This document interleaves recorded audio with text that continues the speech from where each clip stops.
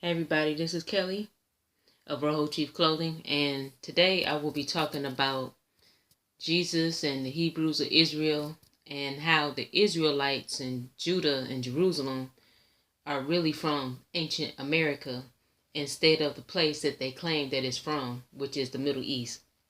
So let's look at this description of Jesus from the book of Revelation. It says, Revelation chapter 1, verses 14 through 15. The hairs of his head were white, like white wool, like snow. His eyes were like a flame of fire. His feet were like brownish bronze, refined in a furnace, and his voice was like the roar of many waters. Now, to me, that will sound like a person that they would describe as a person of color. That would sound like a Negro, a person that they would call a Negro or a black person. That's the description that is. Now, according to the genealogy of Jesus, Solomon was one of the ancestors of Jesus because Solomon was the son of King David.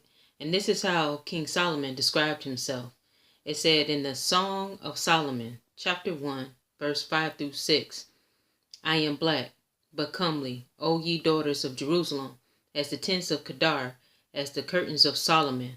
Look not upon me because I am black, because the sun hath looked upon me. Okay, I'm going to just stop it right there. He referred to himself as being black.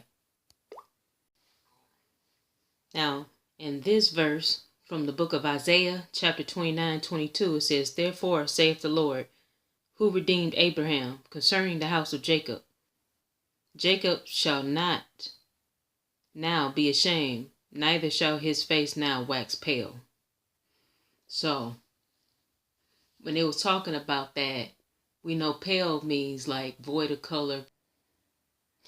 Okay, in the middle you'll see the book that says the Negro rulers of Scotland and the British Isles, and you'll see the red rampant lion on the chest of this black Hebrew king. Okay, you'll see him in the middle, and then to the left you see that same rampant lion, which is the symbol on the coat of arms of Queen Elizabeth II. And this comes from my video, Zara and Judah's red rampant lion and red hand on the coat of arms of Scottish, Irish, and British royalty. Now, in that video, I talk about how King Zara had a descendant named Galios, and Galios married an Egyptian princess, and they became the ancestors of my bloodline, which is from Scotland, which is the royal bloodline from Scotland, the McAlpine family or McAlpine clan. So Zara was the son of Judah. Okay. And Zara had a descendant named Galios, and Galios became the ancestor of King Alpin, and King Alpin is the ancestor of Kenneth McAlpin.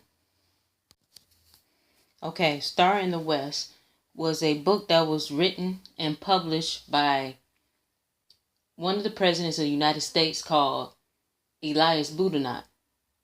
And Elias Boudinot was of French Huguenot ancestry and Cherokee ancestry, and he said this was his humble attempt to finding the lost tribes of Israel, which he believed were and are the American Indians, and we know the American Indians are Negro Indians.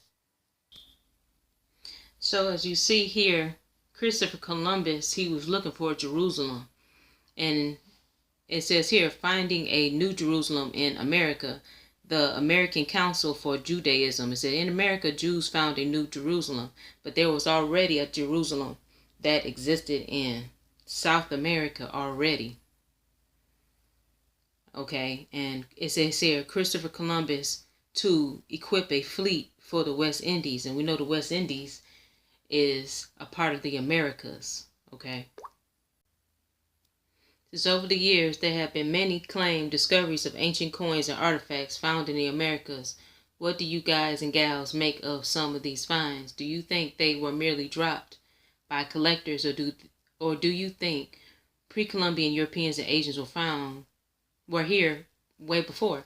And then they said they found Roman coins have been found in Venezuela, which is in South America, and in Maine, North America, on the northeastern part of America.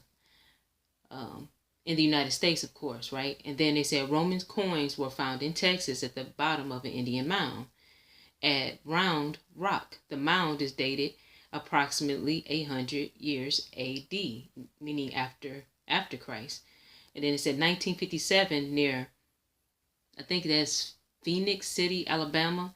A small boy found a coin in a field from Syracuse on the Isle of Sicily dating back 490 BC. In the town of Heavener, Oklahoma, another out-of-place coin was found in 1976. Experts identified it as a bronze tetradrachm, originally struck in Antioch, Syria, 63 AD, bearing the profile of the Emperor Nero. In 1882, a farmer in Cass County, Illinois, picked up a bronze coin, later identified as a coin of Antiochus IV, one of the kings of Syria that reigned in 175 BC, 164 BC, who was mentioned in the Bible. Okay, so they're saying that basically they found a coin, Roman coins, in an Indian mound. Okay, so that means that the Romans obviously came here and they had occupied what is now called the United States. That's why you're finding these coins here, and that's why that coin was found in Texas in the bottom of the Indian mound, right? Because Israel was taken over by the Romans in the time of Jesus, and they also had took over Egypt. Okay, and that is something that historically we know for a fact had taken place, and that the Bible talks about the occupation of the Romans taking over Israel. And also we know that the Egyptians had failed by the hand of the Romans.